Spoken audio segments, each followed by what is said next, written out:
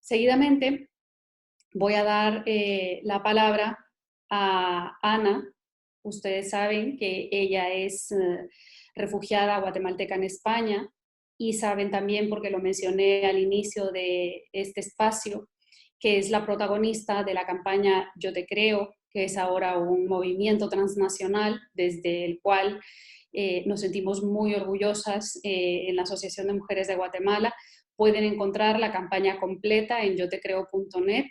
Hay mucha información en esa campaña, por favor úsenla, aprovechenla, escudriñenla, cuéntenos qué les parece y recuerden que fue gracias al caso de Ana. Cuando escuchaba a doña Demesia hablar sobre sus dibujos, recordaba también los dibujos de Ana. Esta fue la manera que Ana tuvo de contarnos su caso y esta será una de las maneras en la que nos lo cuente hoy también. Muchísimas gracias, Ana, por estar aquí y el tiempo es para ti. Muchas gracias. Buenas tardes a todos, a todas. Segundito, estoy compartiendo pantalla. Ya se puede ver, ¿verdad? Vale. Sí, se ve, se ve. Muchas gracias. Bueno, yo soy Ana, la persona de quien habla la campaña de la Asociación de Mujeres de Guatemala Yo Te Creo. Textualmente en su página web, esta se describe como una campaña por la credibilidad de las mujeres víctimas de agresiones sexuales centrada en un caso real. Este caso real es el mío. Es la primera vez que voy a hablar de mi caso públicamente, a pesar de que han pasado varios años desde la denuncia. Estoy un poco nerviosa y también tengo risa nerviosa. Bueno, les quería contar sobre la campaña. Esta explica lo que es la credibilidad, denuncia cómo es que la justicia revictimiza a los sobrevivientes de violencia sexual y cómo puede ser el proceso. En la web de la campaña está el relato que resume mi caso y un cómic que yo fui dibujando. El cómic empezó porque yo siempre me expresaba a través de dibujos y ni siquiera era capaz de poner palabras a la agresión sexual que viví. Yo soy guatemalteca, como ya bien dijo Adilia, refugiada en España y tuve que dejar el país por ser testigo de un asesinato considerado de alto impacto.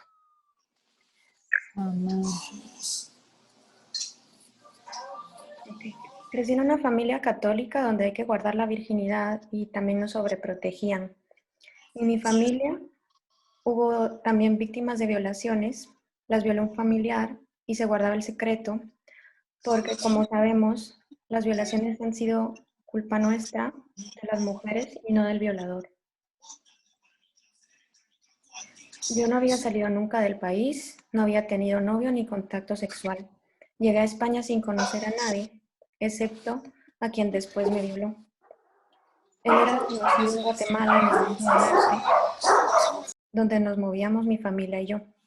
Lo conocíamos desde hacía muchos años. Me había dado clases de teatro también. Yo confiaba en él y para mi familia era una esperanza que él estuviera esperándome al llegar a Madrid. Pero lo que pasó en realidad fue que él empezó a aprovecharse desde ese momento. En vez de llevarme a la asociación que estaban esperándome, me llevó a casa de un amigo suyo y para sorpresa mía no estaba en casa.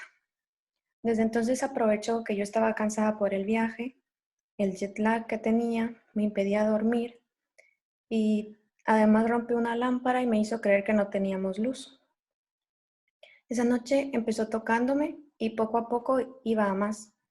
Me tuvo deambulando en casas de amigos que yo no conocía y cuando llegábamos otra vez no había nadie y terminábamos solos.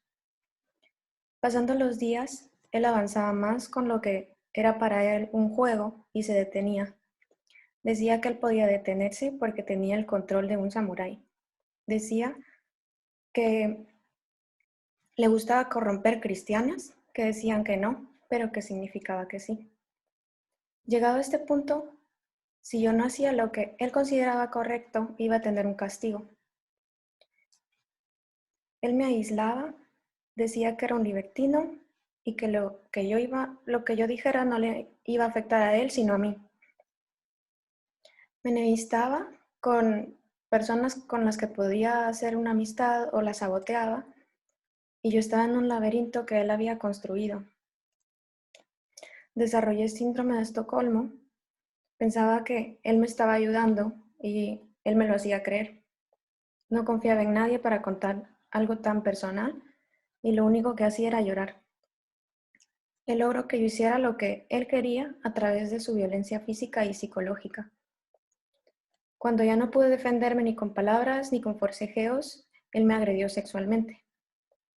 Y después de un tiempo estaba ansiosa y deprimida. Afortunadamente una amiga se dio cuenta de mi comportamiento y me preguntaba si me estaba pasando algo. Al principio yo era capaz de decir nada, pero después de meses yo exploté y tuve una crisis. Y en ese momento no entendía qué me estaba pasando, pero logré decirle que él me violó.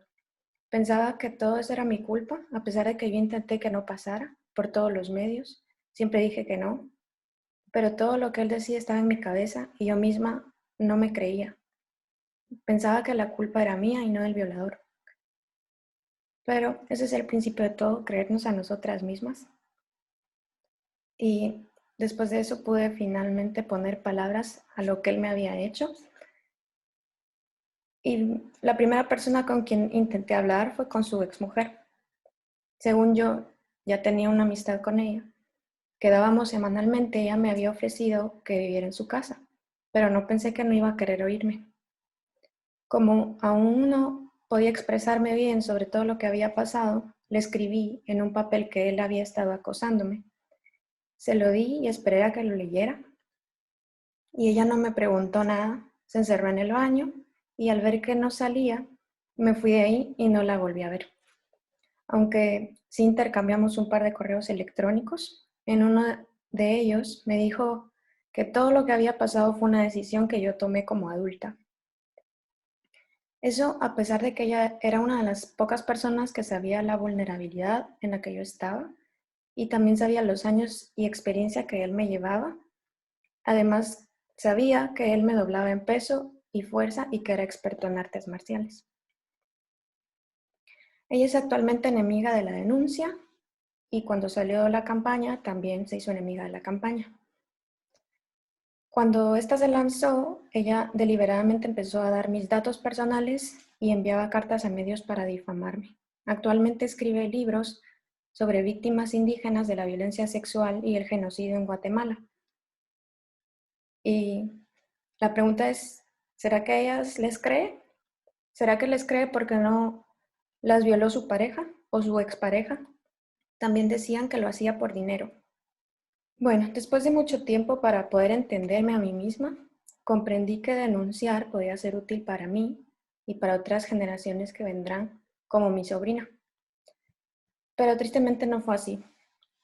El proceso se alargó porque después de meses de silencio y mediana recuperación, pasé por un largo camino de profesionales que no terminaban de entender todos que no fue mi culpa. Incluso la doctora, cuando fui para descartar que él me hubiera contagiado alguna enfermedad, me increpó sobre por qué tardé tanto y no fui cuando ella pudo haber tomado muestras. Aunque uno dice que no, literalmente, si fue a la casa del violador para los jueces o juezas, tristemente significa que dijimos que sí. Y en mi caso, hasta que un hombre conocido en quien yo confiaba, que fue mi maestro, me agredió sexualmente, pensaba que los violadores estaban en los callejones oscuros y no que son nuestros amigos, nuestros conocidos y familiares. Yo no pensé que él iba a ser capaz de hacer algo así. En el juzgado no me creyeron y las excusas que dieron fue ser una mujer adulta o estudiante universitaria. No tuvieron en cuenta si yo era migrante o refugiada, ni la situación en la que me encontraba, ni la violencia a la que fui sometida o el miedo que le tenía a él. Hubo un informe hecho por psicólogas especializadas que se agregó a la denuncia. Ellas sostenían que era normal que bebiera agua y fuera al baño constantemente debido al estrés que me suponía hablar del tema, pero las forenses del juzgado dijeron lo contrario, que me parecían insensibles. Un día me encontré con dos practicantes en la oficina que querían prohibirme tomar nota, pero yo seguí escribiendo, sin pensar que hechos como este fueron escritos después en el informe en mi contra. Yo sabía que era difícil contar todo eso en el juzgado y por eso llevaba mi cuaderno con dibujos para que la psicóloga forense los viera, ya que ahí era donde estaban contadas todas las agresiones. Pero a ella no le pareció importante, se negó a verlo, dijo que tenía que hablar. Además, el hecho de que yo no me rompiera en llanto no encajaba para ella en el perfil de víctima. Además, yo tengo una sonrisa nerviosa que para ella en el informe representaba frialdad emocional. Yo no recordaba todo al pie de la letra, pero ahora sé que al haber un evento traumático, la memoria nos hace olvidar lo que hemos vivido. Puede no haber fluidez en el relato, sino solo episodios o imágenes.